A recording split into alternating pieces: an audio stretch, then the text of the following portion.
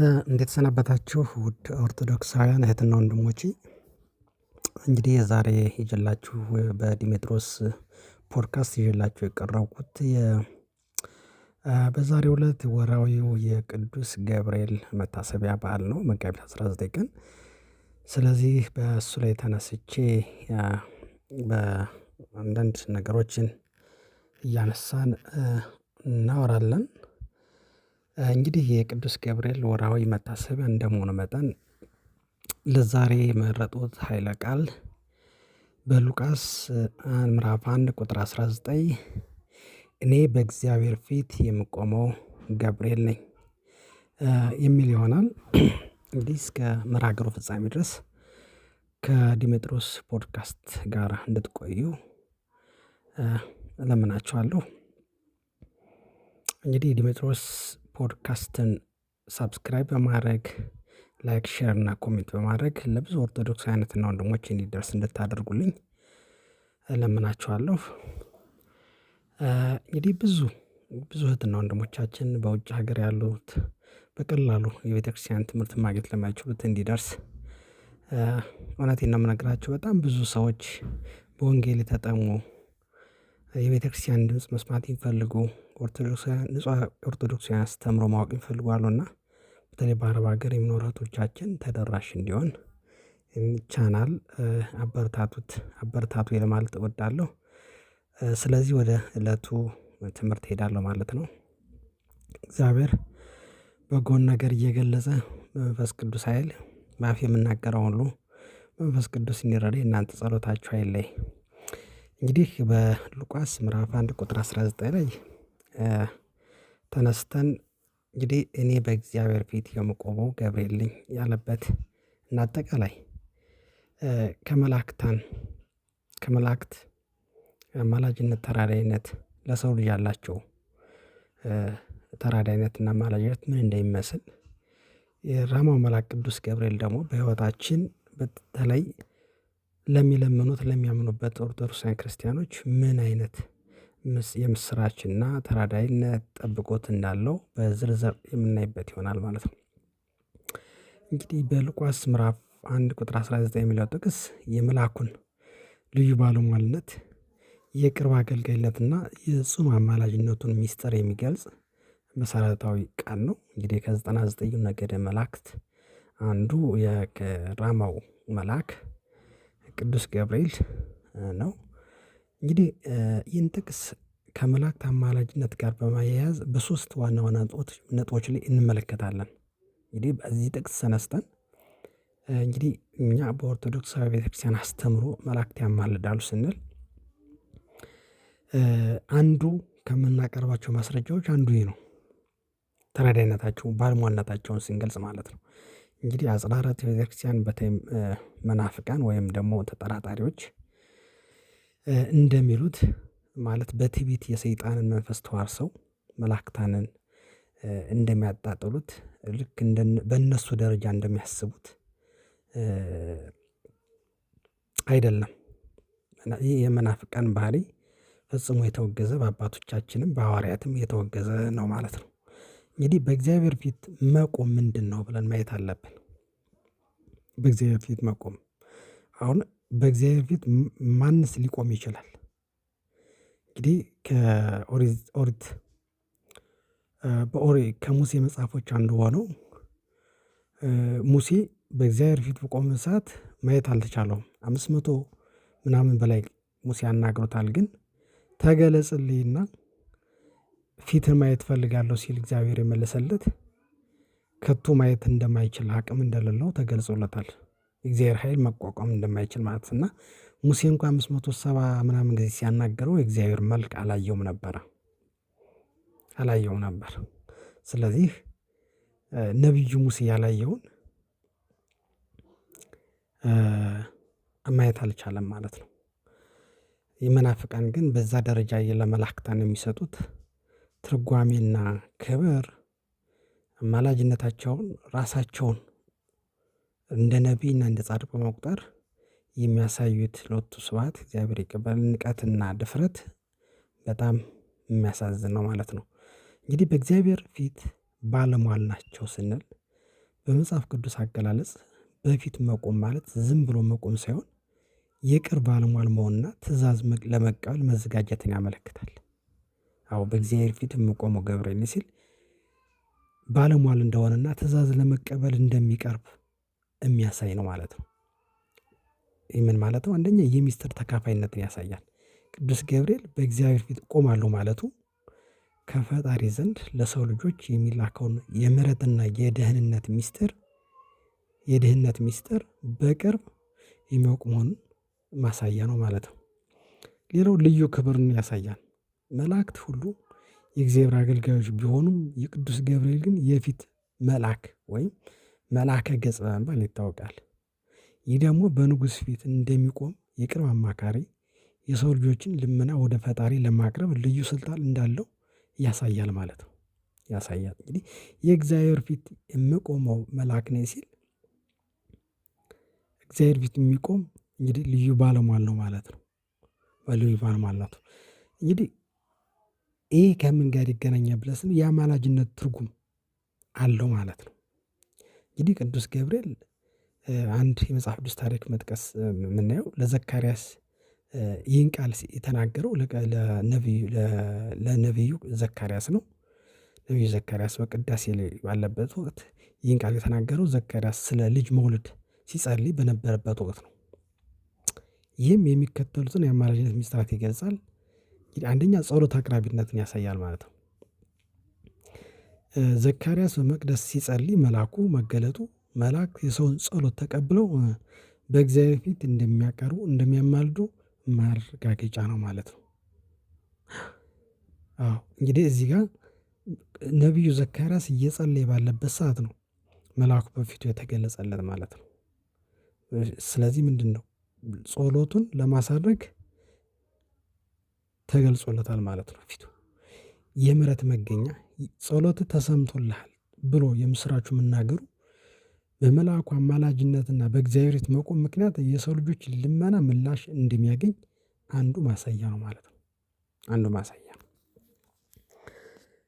በዚህ መንገድ የቅዱስ ገብርኤል ለሰው ልጆች ያለው አማላጅነቱ፣ ተራዳኢነቱ፣ ጠባቂነቱ በዚህ ደረጃ ነው ማለት ነው።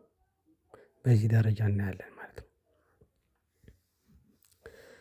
ሌላው እንግዲህ የድርሳነ ገብርኤልና ቤተክርስቲያን ላይ ከኛ ኦርቶዶክሳዊ ቤተክርስቲያን ላይ የምናነባቸው ታሪኮች አሉ። ቅዱስ ገብርኤል በእግዚአብሔር ፊት የሚቆመው ስለ ሰው ልጆች ምሕረት ለመለመን እንደሆነ ይታወቃል። ከመከራ ሁሉ የሚያድን መልአክ ተብሎ የሚጠራውም እንግዲህ በዚህ አማላጅነቱ አማካይነት ማለት ነው። በተለይም ደግሞ የሰለስቱ ደቂቅን ምስክርነት አንዱ ማንሳት እንችላለን። እንግዲህ ሰለስቱ ደቂቅ ናቡከደነጾር በእቶነ እሳት ውስጥ የነበሩ ሶስቱን ወጣቶች የታደጋቸው በእግዚአብሔር ፊት የሚቆም ባለሟል በመሆኑ ከፈጣሪ ዘንድ የድህነት ስልጣን ስለተሰጠው እንደሆነ የሚያሳይ ነገር አለ ማለት ነው።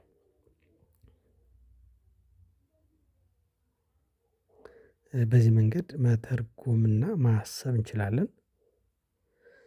እንግዲህ በተለይም ለነቢዩ ዘካርያስ ለቅዱስ ገብርኤል ለካህኑ ዘካርያስ በመቅደስ የተገለጠበትና ያበሰረው ምስጢር ትልቅ ትልቅ ለእኛ ማስተማሪያችን ነው። እንግዲህ የጸሎቱን ምላሽ ያበሰረበት አንዱ ምክንያት ዘካርያስ እና ሚስቱ ኤልሳቤጥ ልጅ ሳይወልዱ እንግዲህ አርጅተው ነበር እናውቃለን። ዘካርያስ በቤቱ መቅደስ ዕጣን ሲያጥን በቤተ መቅደስ ቅዱስ ገብርኤል በመሠዊያው ቀኝ ቆሞ ታየው። መልአኩም በመጀመሪያ የተናገረው ቃል ምንድን ነው? ዘካርያስ ሆይ ጸሎትህ ተሰምቶልሃልና አትፍራ፣ ሚስትህ ኤልሳቤጥም ወንድ ልጅ ትወልድልሃለች፣ ስሙንም ዮሐንስ ትለዋለህ ይላል ሉቃስ 1:13። ይህ የሚያሳየው ቅዱስ ገብርኤል የዘካርያስን የብዙ ዘመን ጸሎት በእግዚአብሔር ፊት ሲያቀርብ ሲያማል እንደነበርና ምላሹን ይዞ መምጣቱን እንረዳለን ማለት ነው። ምንድነው ዘካርያስ ሆይ ነው ያለው? ጸሎቱ ተሰምቶልሃልና አትፍራ፣ ሚስትህ ኤልሳቤጥም ወንድ ልጅ ትወልድልሃለች፣ ስሙንም ዮሐንስ ትለዋለህ። በቃ እንግዲህ ቅዱስ ገብርኤል አበሰረው ማለት ነው። አበሰረው የብዙ ዘመን ጸሎቱን በእግዚአብሔር ፊት ሲያቀርብ ሲያማል እንደነበር ምላሹ ይዞ መምጣቱን እናውቃለን። እዚህ ጋር መረዳት እንችላለን ማለት ነው። መረዳት እንችላለን። እንግዲህ ሌላው ደግሞ መልአኩ የሚወለደው ሕፃን ተራ ሰው ሳይሆን ልዩ ተልእኮ ያለው መሆኑን እንዲህ ሲል ገልጾታል። በጌታ ፊት ታላቅ ይሆናል በማለቱ ክብሩን የገለጸው ቅዱስ ዮሐንስ መጥምቀ መለኮት ቅዱስ ዮሐንስ ማለት ነው። ሌላም ደግሞ ገና ከእናቱ ማኅፀን ጀምሮ በመንፈስ ቅዱስ እንደሚሞላ የተናገረበት ክፍል አለ። ለጌታን መንገድ ለመጥረግ በኤልያስ መንፈስ ኃይል እንዳይመጣና የሰውን ልብ ወደ እግዚአብሔር እንዳይመልስ እዚሁ ላይም ቅዱስ ገብርኤል ተናግሮታል ማለት ነው። ተናግሮታል። እንግዲህ ዘካርያስ ምን አለ በዚህ ወቅት? እኔ ሽማግሌ ነኝ፣ ሚስቴም አርጅታለችና ይህን በምን አውቃለሁ ብሎ በጥርጣሬ ባሳየ ጊዜ ቅዱስ ገብርኤል ክብሩና ባለሟልነቱ እንዲህ ሲል ገለጸለት። ምን አለው? እኔ በእግዚአብሔር ፊት የምቆመው ገብርኤል ነኝ፣ እንድናገርም ይህችንም የምስራች እንድነግርህ ተልኬ ነበር። እንግዲህ ይህ ቅዱስ ቃል ገብርኤል ከፈጣሪ ትእዛዝ ተቀብሎ ለሰው ልጆች የምሕረት ቃል የሚያመጣ ታማኝ መካከለኛ መሆኑን ያረጋገጠበት ነው ማለት ነው። ግን ምንድነው የሆነው? ዘካርያስ ስላላመነ መልአኩ እስከሚወለድ ድረስ ዲዳ እንዲሆን አደረገው። ያችሁ ስልጣኑ መላእክቱ የቅዱስ ገብርኤል ያለው ስልጣን ይህ ቅጣት ብቻ ሳይሆን የእግዚአብሔር ቃል እውነት መሆኑ የሚያሳይ ታምራዊ ምልክት ነው። ዮሐንስ ሲወለድ ግን የዘካርያስ አንደበት ምን ሆነ? ተፈታለት ማለት ነው። እና በዚህ መንገድ እንግዲህ ቅዱስ ገብርኤል አማላጅነቱ ተራዳይነቱ እስከዚህም ድረስ እንደሆነ ስልጣኑ እስከዚህም ድረስ እንደሆነ ማየት እንችላለን ማለት ነው። እንግዲህ ገብርኤል ማለት ቅድም እንደነገሯቸው የስሙ ትርጉም የእግዚአብሔር አገልጋይ ማለት ነው። እግዚአብሔር ገብር አገልጋይ እንደማለት ነው። እና ሌላው እንግዲህ ቅዱስ ገብርኤል በመጽሐፍ ቅዱስ ታሪክ ውስጥ ከምናያቸው ታሪኮች አንዱ ለድንግል ማርያም ያበሰረው ምስጢራት ወይም ብስራት እንግዲህ ቅዱስ ገብርኤል መጋቤ ሐዲስ ተብሎ ይጠራል። በዚህ ምክንያት ለእመቤታችን ለቅድስት ድንግል ማርያም ያበሰረው የጌታችን መድኃኒታችን ኢየሱስ ክርስቶስ በድንግልና እንደምትወልድ ያበሰረው መልአክ ቅዱስ ገብርኤል በመሆኑ አብሳሪ መልአክ ወይም ደግሞ መጋቤ ሐዲስ ተብሎ ይጠራል። እንግዲህ ይህ ታሪክ የሚገኘው በሉቃስ ወንጌል ምዕራፍ 1 ቁጥር 26-38 ላይ የሚገኝ ሲሆን የሰው ልጅ የመዳን ታሪክ የተበሰረበት ልዩ ወቅት ነው። ወቅት ማለት ነው። ቅዱስ ገብርኤል ወደ ድንግል ማርያም ገብቶ ደስ ይበልሽ ጸጋ የሞላብሽ ሆይ ጌታ ካንቺ ጋር ነው አላት። የሰላምታ መልአክ ለሰው ልጆች ያላቸውን ፍቅርና ክብር ያሳያል። ደስ ይበልሽ እኮ ነው አለ። ደስ ይበልሽ እንግዲህ የሰው ልጆች ደስታ ስለማመጣ ቅድስት ድንግል ማርያም እመቤታችን ደግሞ አምላኳን እንደምትጸንስ የተመረጠች ስለሆነች ደስ ይበልሽ ጸጋ የሞላብሽ ጌታ ካንቺ ጋር ነው አላት። እንግዲህ ጌታ ካንቺ ጋር ነው ያላት። የሉ ሚስጥር መገለጥ ነው እንግዲህ በዚህ ጋር የሚያሳየ። ድንግል ማርያም በሰላምቶ በደነገጠ ጊዜ መልአኩ ማርያም ሆይ በእግዚአብሔር ፊት ጸጋ አግኝተሻልና አትፍሪ በማለት አረጋጋት። በመቀጠልም ዓለምን የሚያድነው ጌታ ከእርሷ እንደሚወለድ ምን አረጋት? አበሰራት። እንግዲህ እዚህ ጋር የእመቤታችን ቅድስት ድንግል ማርያም መልሷ የነበረው ቅዱስ ገብርኤል ጌታ ካንቺ ጋር ነው ጸጋን የሞላብሽ ሆይ ሲላት ይህ ለእኔ እንዴት ይሆናል ያለች በመታበይ አዎ ይገባኛል ብላ ቀጥታ አልተቀበለችው። አንደኛ መልእክት ሲመጣልን ከሰይጣንም ይሁን ከቅዱሳን መላእክትም ይሁን መመርመር እንደሚገባ እዚህ ጋር ከእመቤታችን መማር እንችላለን ማለት ነው። በዚሁ አጋጣሚ ይህ ለእኔ እንዴት ይሆን ይቻለኛል ነው ያለችው። በዚህ መንገድ ነው የመለሰችለት እና ቅዱስ ገብርኤል በዚህ መንገድ ሲያበስራት እመቤታችን በሚያረጋጋ መንፈስ መልሶ እንዳጽናናት እናያለን ማለት ነው። በመቀጠልም ዓለምን የሚያድነው ጌታ ከእርሷ እንደሚወለድ አብስሯታል ማለት ነው። እንግዲህ ይህ የድነት መጀመሪያ ተብሎ ይወሰዳል። መልአኩ መንፈስ ቅዱስ በአንቺ ላይ ይመጣል ይሩያልም ይጸለልሻል በማለት ጌታ ያለውን ዘር እንደሚወለድ የገለጠበት ሁኔታ ነው። ድንግል ማርያም እንደ ቃል ይሁንልኝ አለች። በኋላ መጨረሻ ላይ እንደ ቃል ይሁን በማለች ጊዜ የሰው ልጅ መዳን ተጀመረ ማለት ነው።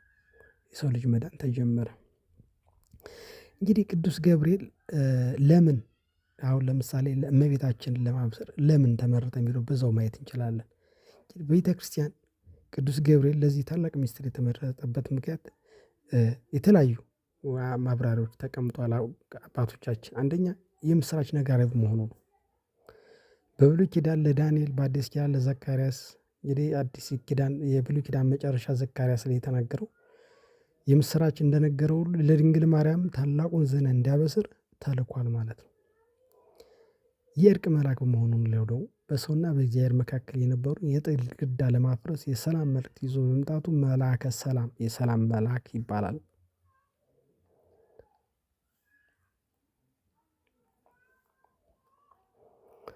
በዚህ መንገድ የቅዱስ ገብርኤል ተራዳይነቱ ከእኛ ጋራ ተባለ ማለት ነው። እንግዲህ ለዛሬ በአጠቃላይ የራማው መልአክ ቅዱስ ገብርኤል ወርሃዊ በዓል ይቅርታ ምክንያት በማድረግ ቅዱስ ገብርኤልን መላጅነቱን ተራዳይነቱንና በአጠቃላይ አብሳሪነቱን ያየንበት የቆየ ነው እስካሁን ማለት ነው።